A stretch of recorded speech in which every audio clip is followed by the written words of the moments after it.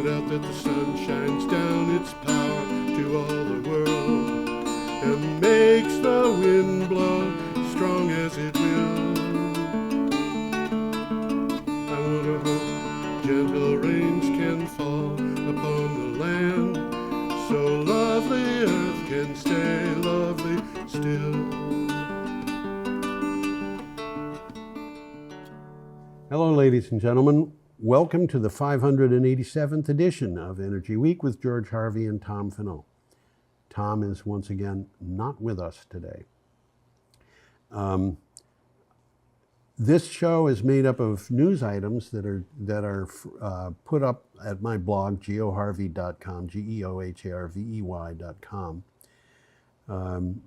The blog has about 15 items per day, but I choose 3 of them every day to use on the blog. So you can see the best of the blog, as Tom always said. This starts on the 15th of August, on Thursday, and it ends on the 21st of August, which is yesterday, Wednesday. I'm recording this on the afternoon of the 22nd of August. You can go to a link that is provided in the description of the show, if you have that, and that link takes you to a website that has just the articles that are being discussed. But you can go to my blog, geoharvey.com, and click on the calendar on the day, and you'll get a list of 15 articles, and you can usually find the article that I'm talking about pretty easily within that. Now, having said that, we start with a picture of an Indian wind farm and an article from the Gulf News. The title of the article is "Renewable Energy Powers Up India's $10 trillion Future." With a goal to be energy independent by 2047 and achieve net zero emissions by 2070, India is rapidly expanding its renewable energy capacity and ramping up adoption of green energy, while consolidating its presence in the clean energy manufacturing supply chain, research and development, and innovation. Now, what's happening here is that the Indian government has decided that it is going to go all out on renewable energy.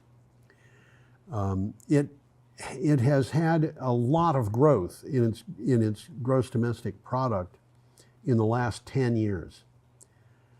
It wants to triple its gross domestic product, roughly triple it, to $10 trillion a year in the next 10 years.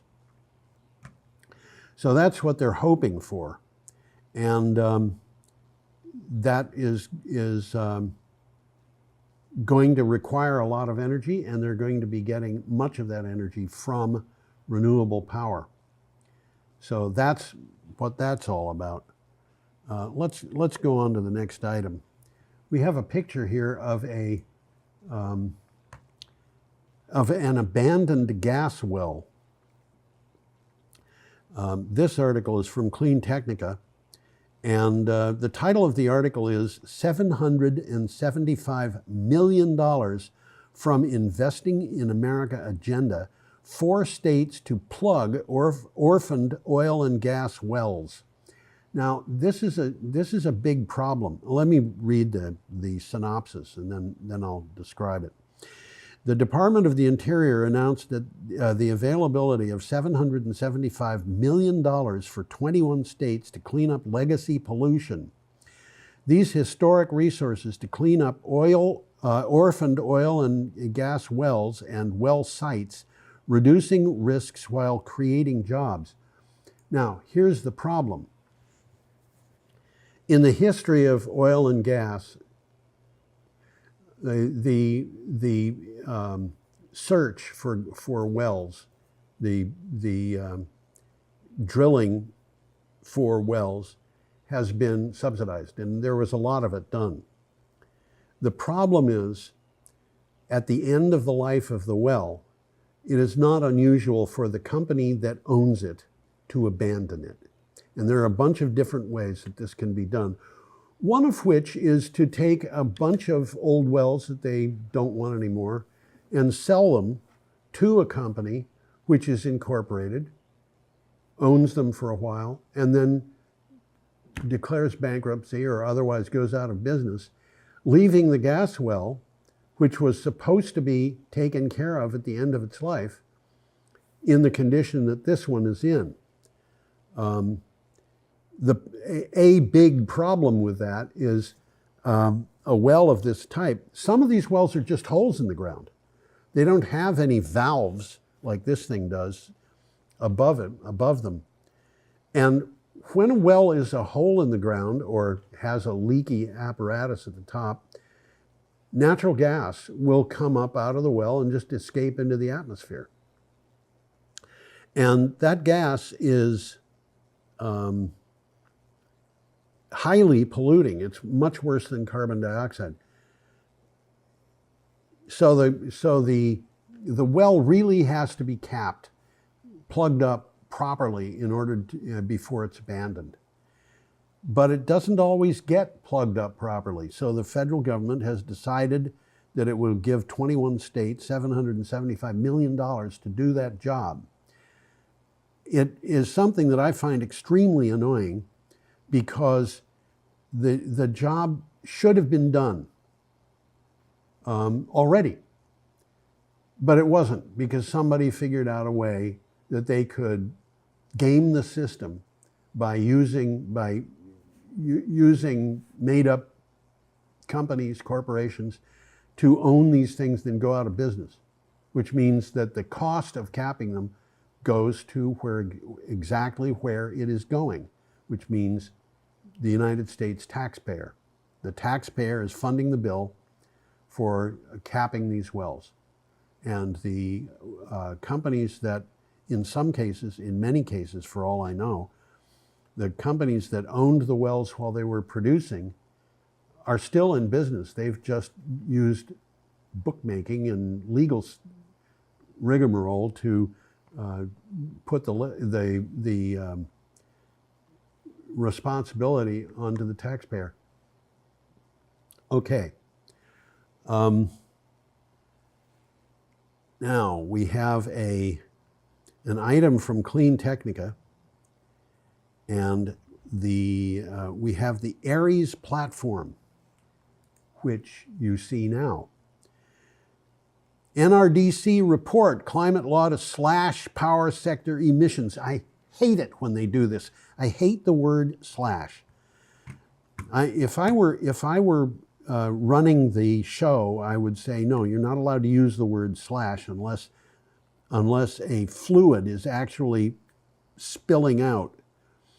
And in this case, it's power sector emissions. So maybe that somebody could argue that can be a fluid, but reduce, please say reduce instead of slash. The climate legislation and pollution standards adopted during the Biden administration have put the U.S. power sector on track to make unprecedented progress in cutting CO2 emissions. Now, that's cutting. It said slashing. Sorry, I'm talking about things that it's a pet peeve of mine. The power sector is on track for a 65% cut in emissions by 2030 from 2025 and 80% by 2040. So what they're saying is we have big reductions in emissions that will be coming soon in the power sector, the business of manufacturing, if you will, electric power. Okay, the date that we're coming to is Friday, August 16th. And we have a picture of Scott Ford Solar Farm. And this article is from Renews. US IPP powers up Canadian PV site. Now, PV is, of course, photovoltaic, and IPP is independent power producer. So independent power producer Silicon Ranch has announced that its 58 megawatt Scott Ford solar farm has reached commercial operation near Edmonton, Alberta. It is Silicon Ranch's first international solar project and the first large-scale photovoltaic facility installed in Alberta's industrial heartland.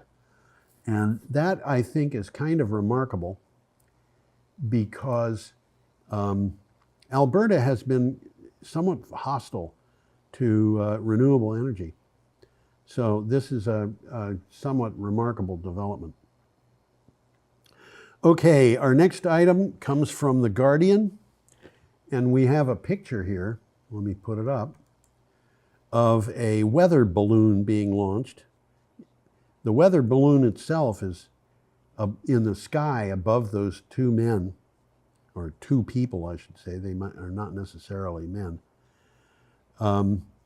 The title is, "We Should Have Better Answers by Now." Climate scientists baffled by unexpected pace of heating. In a candid essay in the journal Nature this March, one of the top climatologists in the world posited the possibility that global heating may be moving beyond the ability of experts to predict what happens next. Now it's August, and things may have changed. Okay. The last 10 years are the 10 hottest years in history. The 10 hottest years were all in the last 10 years. We had a stretch of 13 months in a row when each month was the hottest for that month in history. And that ended in July, when it was just a tiny bit cooler than the previous July, which had been the hottest July in history. Climate change is obviously happening, and it's happening faster than climate scientists had predicted. I shouldn't say it quite that way, because they had predicted that it could happen this fast as a worst case scenario. But they are very uncomfortable about how fast it has been happening. So now in August, things might have cooled a little bit. I did see that there were reasons why August was particularly bad this year so far in Texas. But nevertheless, and in fact, I want to mention that this is something that's coming up. Last year, August was bad, and the people in Texas were asked to cut back in their use of electricity because there was some chance that the grid would go down because the load demand was exceeding supply. Not a good situation. This year, in the hot weather, that didn't happen. Not because the hot weather was cooler. It didn't happen because the state of Texas had more solar power and more batteries. So it didn't have the power crunch that it had last year. It had enough power to cover demand. But the scientists are worried because we are exceeding what they had been expecting, and they don't know where we're going. They're saying that our models have not been as good as they should have been, and they don't know where the future is going to take us. So, our next picture is a picture. This article is from Clean Technica. This is Sendero Verde, and the title of the article is "New York City is the home to the largest passive house building in the United States." The Sendero Verde 709-unit apartment complex in New York City is the largest certified passive house building in the United States. Its champions say it can serve as a model for other cities and states that are trying to tackle both the housing crisis and climate risks. Now, the Sendero Verde is actually 3 buildings.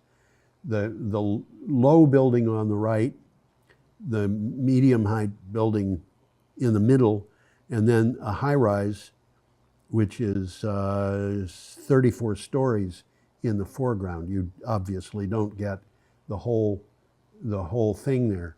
But there's 709 units, and many of these units are being occupied by people who had been homeless. Excuse me. So they're doing they're getting people so that they have a place to live, and they're giving them a place to live where they don't have to pay for energy. This is kind of impressive.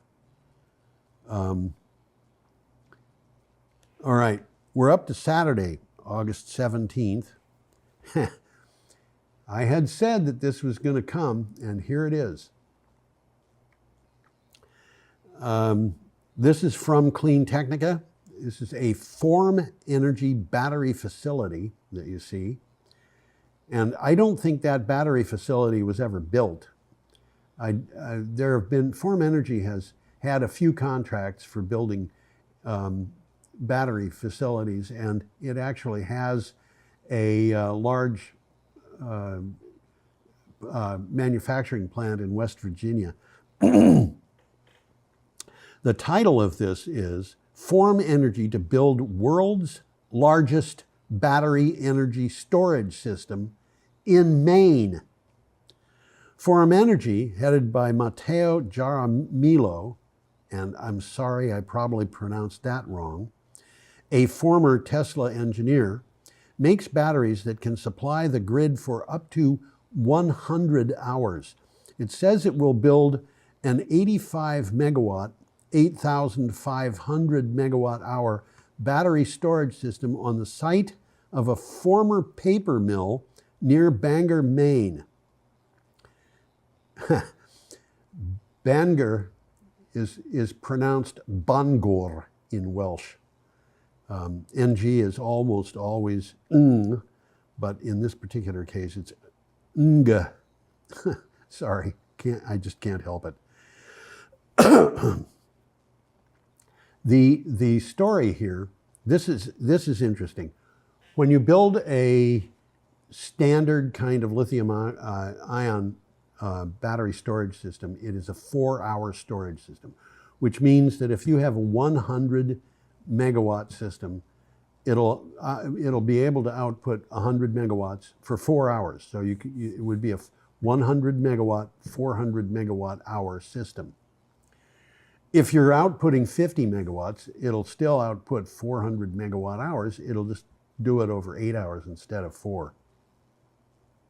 It's a confusing way to call things, to say that they will work for 4 hours, when in fact they can work for 8 or 30 or whatever, but depending upon the output. In this particular case, the battery is not even close to the biggest at 85 megawatts, but its 8,500 megawatt hour storage ability is huge. And the reason it can do that is because it is not a lithium-ion battery. It is, in fact, what is called an iron-air battery. As iron rusts, it outputs electrons. So it can be used as a source of electricity as it rusts. And then, if you give it electricity to unrust, it will unrust. Now, of course, you've got to have it engineered to do that. You can't just stick electricity into a rusty nail and expect that it's going to become clean again. But in this particular case, the engineers and scientists at Form Energy have figured out how to do it. And they have, a system that they're putting in, which is going to be able to carry the electric load in Bangor, Maine for 100 hours. And that's a long time. But the interesting thing about this is it's not expensive because no lithium is involved, and no cobalt is involved, and no nickel is involved, and none of those things are involved. It's just rust. So your 1967 Chrysler might wind up being some of the rust in that battery. Interesting. It's an interesting thing to contemplate, but it's very cheap. And Forum Energy says that by 2030, which is not that far away, electricity can be stored in one of their batteries for a price of ½ cent per kilowatt hour. So you add ½ cent per kilowatt hour to the price of the solar or wind energy, and you can get electricity out of this. And when you add ½ cent per kilowatt hour to 1.5 cents per kilowatt hour, which might be reasonably the cost of solar or wind energy in 2030, you're still below 2.5 cents per kilowatt hour. And NextEra Energy projected that their expectation is that solar energy from nuclear energy from new nuclear plants, these small modular reactors, will cost upwards of 10.5 cents. And new gas or coal would cost a lot of money compared to 5 cents or 7 cents or something like that. It's going to be very difficult for them to compete with electricity at 2.5 cents or less. And the other thing is, because this is a battery we're talking about, it can be more reliable than a gas plant or a nuclear plant. Nuclear plants have to shut down every 18 months or 2 years. And when they do, they can be shut down for a long time, weeks. And, I watch nuclear plants coming back online on a daily basis. And I can tell you, sometimes it takes upwards of a week for a nuclear plant to get online from where it had been. Okay. The next item that we have, we have a picture. This is from Ukrainska Pravda. And this picture is a farm in Moldova. Now, if you don't know where Moldova is, I will tell you. It is a country that has borders with 2 other countries. It's kind of between Ukraine and Romania. So the title of the article is Moldova to build wind farms for energy independence. To improve its energy independence, the Republic of Moldova announced its first tender for the construction of onshore wind power facilities with capacities of up to 105 megawatts. Moldova found itself in an quote, incredibly vulnerable position, end quote, when Russia invaded Ukraine in February of 2022. And this is something that, did I have that up? I should have had it up so you could see it. That is the picture of the farm in Moldova. Kind of pleasant looking countryside. Anyway, we should go on. We have a picture of an EVTOL. And this is from Clean Technica. The title is Archer Gets 2 Big Orders for Electric Aircraft. News from Archer is moving on quickly. The latest announcements are that Archer has landed 2 big orders.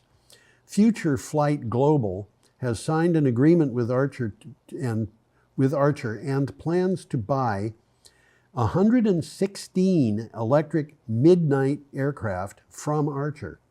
116 of that aircraft. That is an eVTOL, electric vertical takeoff and landing vehicle. And the United States Air Force is buying aircraft worth $142 million.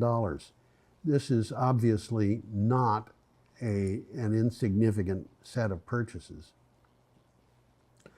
We are up to Sunday, August 18th, and we have a picture of Senator Ed Markey.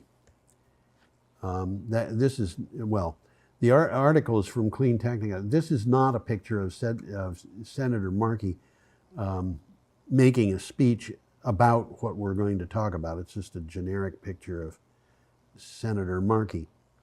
The title is Senator Markey says it makes no sense to cede our clean energy future to China. Senator Ed Markey, who is a Democrat from Massachusetts, has promoted U.S. climate action for much of his long career. Part of that work, I'm going to put him up. I should have him up while I'm reading this. Sorry about that. Part of his work is to keep track of the renewable energy projects wherever they may be. Quote, economically, it makes no sense just to cede the future to China, end quote, Markey argues. Now, this is something that has me upset almost every day, because China got over 90% of the electric bus market.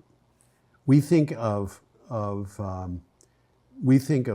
Tesla as being a huge company that makes most of the electric cars. It might make most of the electric cars used in the United States and some other countries, but it doesn't make most of the electric cars, because most of the electric cars are made by Chinese companies. And in fact, I think BYD probably makes more electric cars than Tesla does. Certainly makes more cars than Tesla does. And I think BYD makes only cars that are entirely battery operated or plug-in hybrids. I don't think they make any hybrids that are not plug-in, and they don't make any vehicles, any cars anyway, that are purely powered by fossil fuel. China makes over 90% of all, or made over 90% of all photovoltaic panels. The United States and India both reacted to that. I think Europe has reacted to it too. But when you look at the breakdown of where things are made and what is made in China, it turns out that China is responsible for a huge amount of renewable energy production and the conversion to electric for cars and vehicles. 90% of the heavy trucks that are electric heavy trucks are made in China. And, Senator Markey is right. Why did that happen? Honestly, I think this is something that could be blamed on Donald Trump.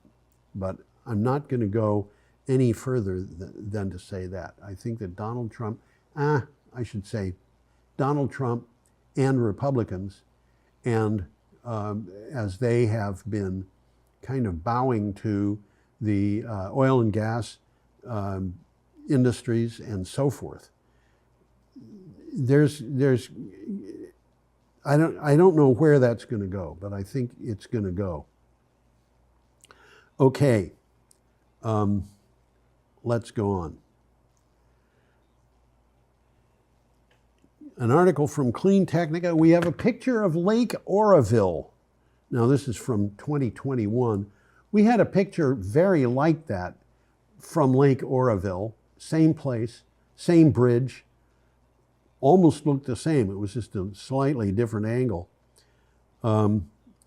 several years earlier.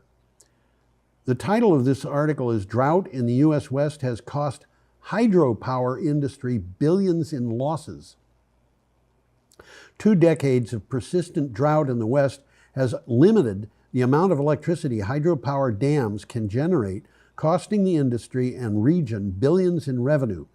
Drought cost the sector about 300 million megawatt hours. Now, the price of a megawatt hour could be $60, it could be $100.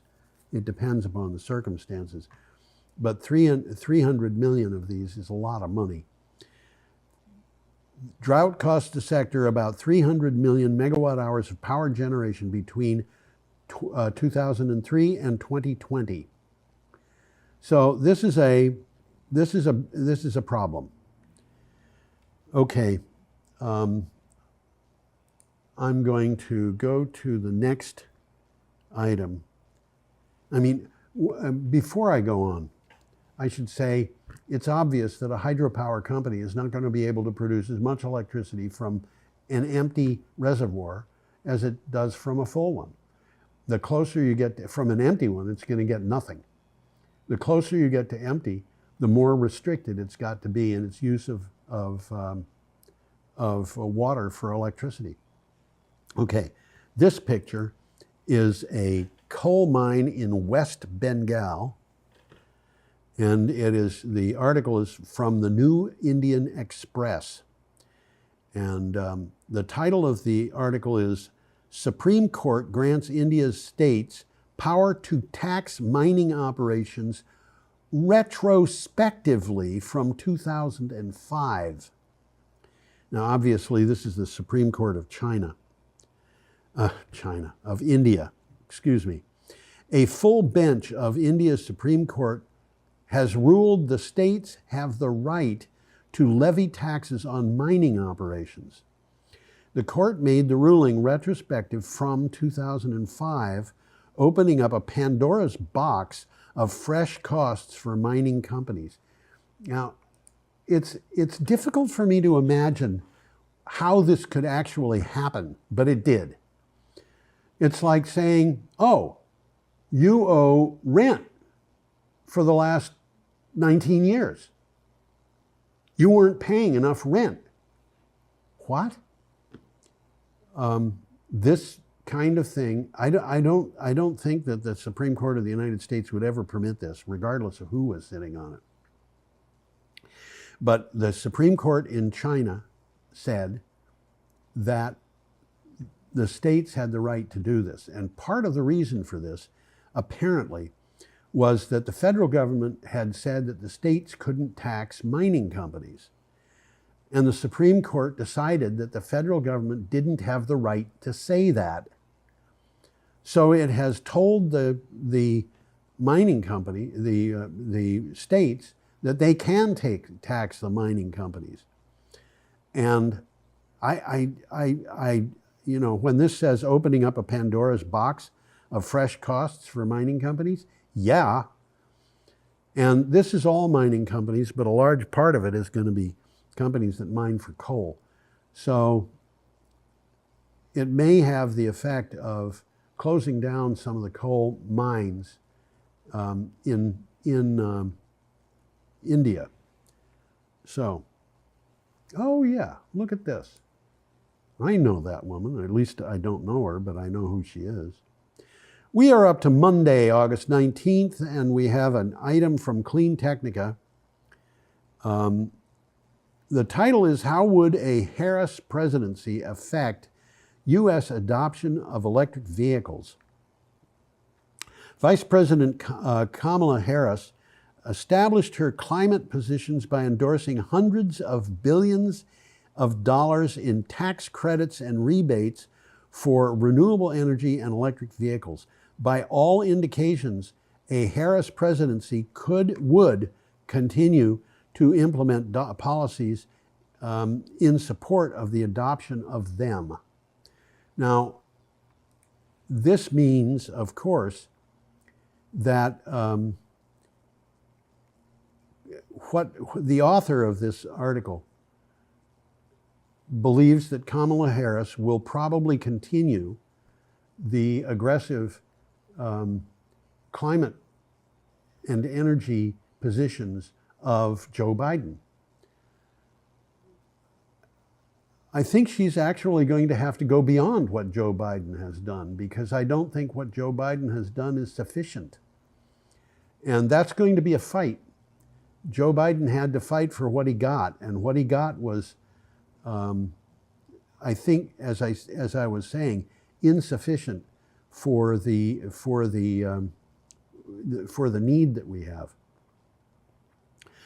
And it'll be interesting to see what happens. I find it very difficult to believe that this country could elect Donald Trump. Maybe it could. It's a scary prospect as far as I'm concerned, because I think that well, I shouldn't go into that. Okay, I'm going to go on. This is one of the most beautiful pictures that I have for the week. It's a picture of the Yukon River, and it actually does have a relevance for this article, which comes from ABC News, American Broadcast Corporation. The title is "Melting Permafrost Releases Toxic Mercury into the Arctic," scientists say. Melting permafrost in the Arctic is releasing toxic mercury into the water system, potentially impacting the food chain, according to scientists. Arctic permafrost is melting at rapid rates, potentially putting the food chain and the communities who depend on it into grave danger. Now, the article singled out the Yukon River as a problem area. The permafrost melting means that water that's been held up for 10,000 years is suddenly being released and going out to the ocean. The problem is that water locked in mercury, along with other things, and the mercury is being released, but the mercury doesn't move as fast as the water does. So the mercury is not going to the ocean along with the water, it's just going down the river a little ways. Mercury is very heavy stuff, and it doesn't move the way water does. So it is a problem. And it's, actually, Lake Champlain once had a fishing fleet. It was not like most fishing fleets. It was not commercial fishing fleet in a sense. It was not there to get fish that it was going to sell locally for food. It was a fishing fleet so that fishermen who wanted to fish out in the lake could do it. And that fishing fleet went out of business about 100 years ago. The thing that put it out of business, as I understand it, was mercury in the lake that had not been there 50 years earlier. And the mercury continued to get worse because it was coming from the smokestacks of coal-burning power plants in New York State, Pennsylvania, you name it, any place out west, Michigan, Ohio, Indiana, Illinois. The mercury has got into the lake, and then in the lake, it goes up the food chain. So you're going to find it gets more and more concentrated the bigger and bigger the fish is. So my suggestion is, if you go out into Lake Champlain fishing for salmon, and you catch one, or trout, and you catch one that's record-breaking size, by all means have it stuffed, but don't eat it, because it's going to have mercury in it. Okay, the next item that we've got, we have a picture of a power plant, and this is Wärtsilä. And the title is "Wärtsilä Signs Decarbonization Agreement for Madagascar Power Plant." Wärtsilä's renewal of its existing operations and maintenance agreement with the QIT Madagascar Minerals SA, part of the Rio Tinto Group, has been expanded to include a novel decarbonization agreement Wärtsilä is to reduce emissions as it produces notable cost savings. Now, they couldn't do this without advances in technology. And specifically, they couldn't do it without advances in the technology of carbon capture. They have to be doing some pretty advanced carbon capture to be able to do this. Wärtsilä is a Finnish company, and they make things that are, some of the things they make I would call bizarre. For example, I read about a diesel engine that was made by Wärtsilä to drive a ship. And you could sleep inside the cylinder of that engine. That's how big they are. Of course, it wouldn't be very comfortable. But nevertheless, Wärtsilä is producing, it's a well-known company that produces a lot of stuff.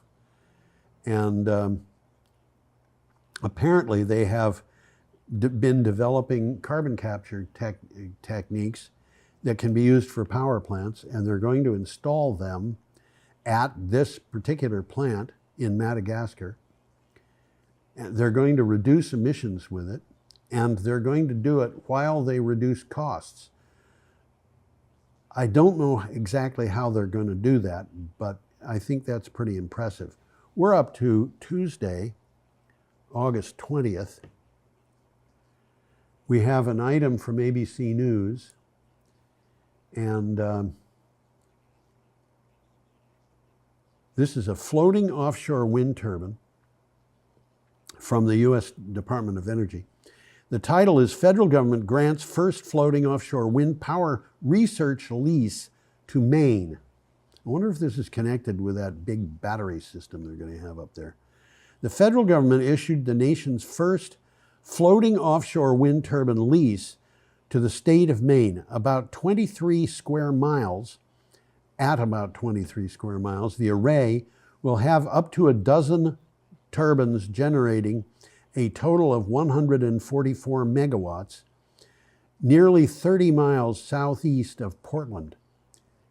That's interesting to me. I had a roommate who lived on an island in Casco Bay, and I would bet that you would be able to see, you might be able to see this wind farm from that island. It's Peaks Island. He lived on it year round.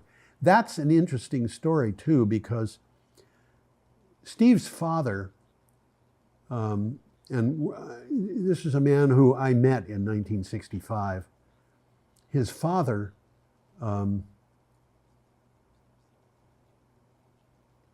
told about how in the old days, this is when Steve, it might have been before Steve was born, which would have been about 1946.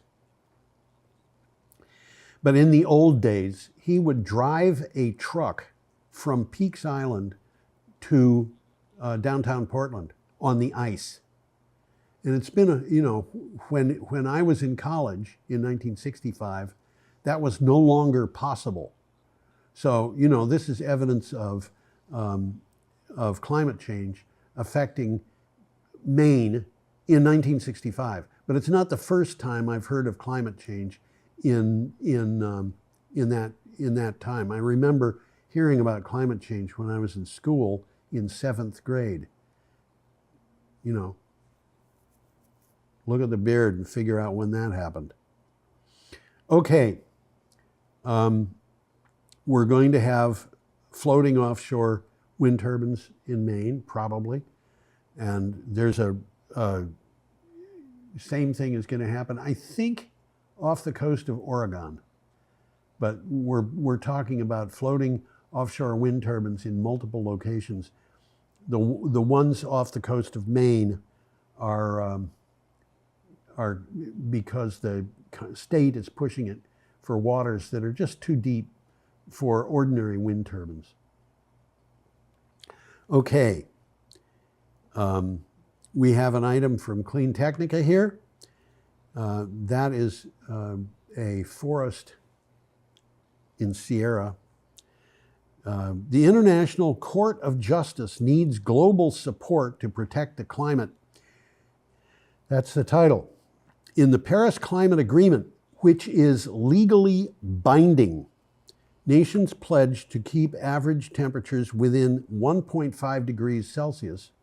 We've already exceeded that for the last year, above pre-industrial levels.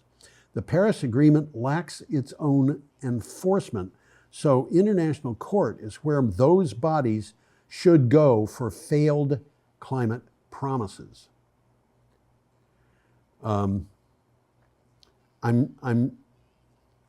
It's going to be interesting to see how that develops, because I think it very likely will develop, but it's not going to develop fast or easily.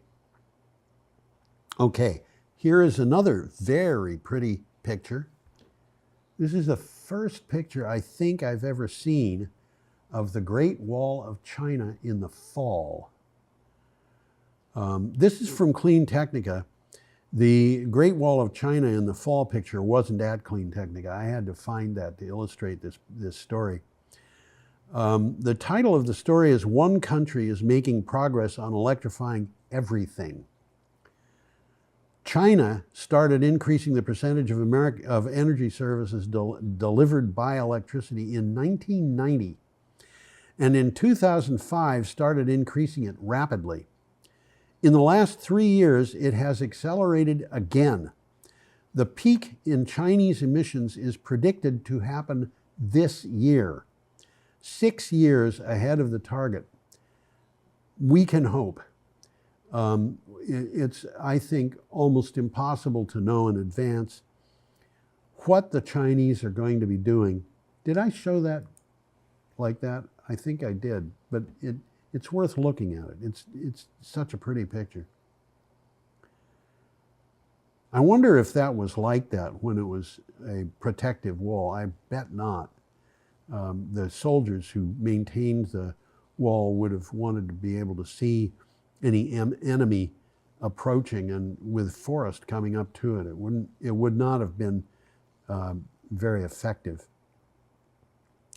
But the Chinese have been, more than half of the materials, the wind turbines, the solar panels, and so forth, just go down the line. Almost everything the Chinese are making, at least half of it, and they're installing upwards of half of all of this stuff in China. They are converting to renewable energy faster than any other country. It happens that they're also building coal-burning power plants because they think they have to. The motive of this is that they are getting electric power to more and more people all over the country. And it was only a couple of years ago that the last Chinese village that had people in it who had no power got its power. So we're up to Wednesday, August 21st. We have a picture of a solar array here. And this is a thin film solar array. This item comes from Clean Technica. The title is "Thin Film Solar Deployed in Biggest Ever Solar Farm in the U.S. East," and new thin film solar technology. Now, this is, when it says East, it doesn't mean East Coast. New thin film solar technology has been a long time breaking into widespread use, but its day is coming, along with the promise of low costs and small environmental footprint. The latest example is the huge 800 megawatt double black diamond solar farm in Illinois. I wouldn't call that the U.S. East. The author of this story, which I think came from the Department of Energy, is considering anything east of the Mississippi River the East. But having lived in Illinois, I can tell you, I never met a lot of people who thought that they were living in the east. Okay, our next item, we have a picture of a wind farm. And this item, the article, comes from PV Magazine International. The title is Australia Needs 126 gigawatts of solar and wind by 2030 to hit net zero by 2050. 126 gigawatts of solar and wind is a lot of electricity. Modeling from BNEF, that's Bloomberg New Energy Finance, shows that Australia must rapidly decarbonize its power sector to reach net zero by 2050. An investment of 3.56 trillion Australian dollars, or 2.4 trillion American dollars, is needed by 2030 as renewable energy capacity needs grow by 135% to more than 126 gigawatts. That is a lot of growth, and I forget the population of Australia. I think it's considerably less than 30 million people. It is bigger than the population of New England, but not by the population of New York. So it's as big as New England plus New York City or something like that. And they need to come up with $2.4 trillion to do that, to do that conversion by 2030. Well, I can tell you, I'm reading about one project that is going to cost $20 billion Australian, which is, I'm going to say 13, 14 billion dollars American, just in the near future. And that is the project that's going to connect the Northern Territories to the sea, and then 4,000 kilometers across the sea to Singapore. That got its approval. So apparently it's going to happen. Okay, our last story is from Clean Technica. We have a picture of a solar array. That's a very unusual picture because of the shadows and things like that. It's just an unusual picture. The title is U.S. Power Grid added 20.2 gigawatts of generating capacity in the first half of 2024, almost entirely clean energy. According to the EIA, now the EIA is the Energy Information Administration. There it is. Preliminary monthly electric generating inventory. There were 20.2 gigawatts of utility scale electric generating capacity added in the United States during the first half of 2024. Of that 20.2, 18.7 was solar, wind, and battery power, which leaves 1.5 of the 20.2 gigawatts for a combination of nuclear and gas. Now, I want to tell you,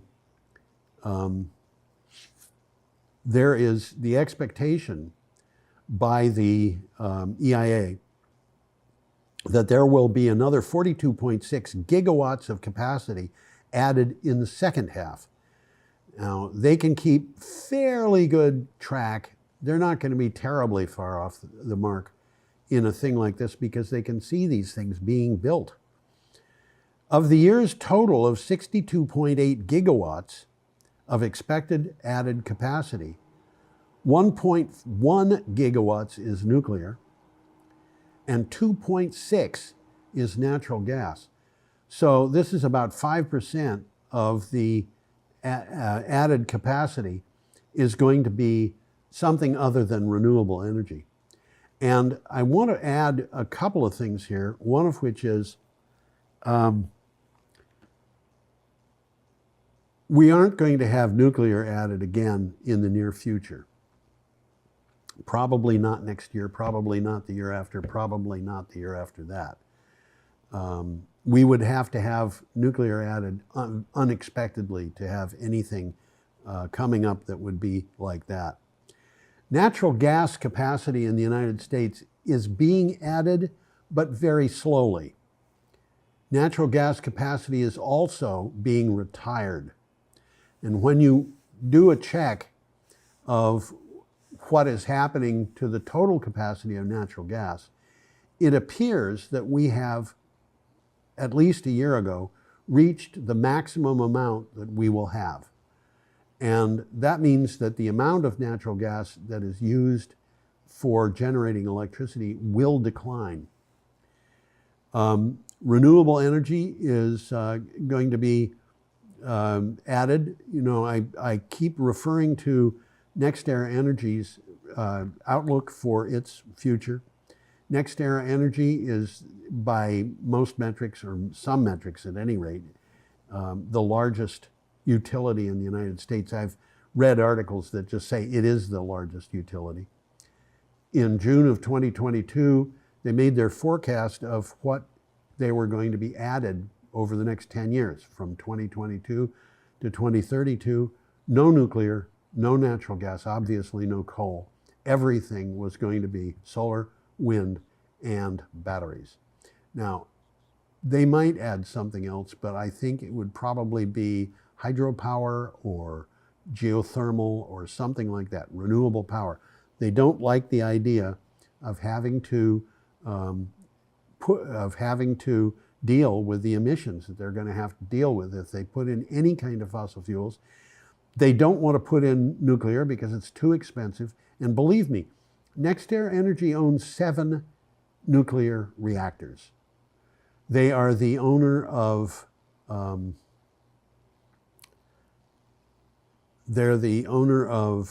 reactor in New Hampshire. What is that reactor called? I'm getting tired and it's not coming to my mind. But they own it. Sorry. Anyway, that's what it is. I think we're at a point where renewable energy is clearly the future. Fossil fuels is clearly not the future. Somebody might try to put in nuclear. Clearly, Bill Gates is planning on doing that. My suggestion is, not that I'm an advisor on this subject, I would not invest anything in nuclear energy in the United States because I just simply don't believe that it's going to pay. So we're up to the end of the show, and the end of the show says, have a decidedly fantastic week. Whoops. And I hope that is exactly what you do. So come on back next time. Bye-bye.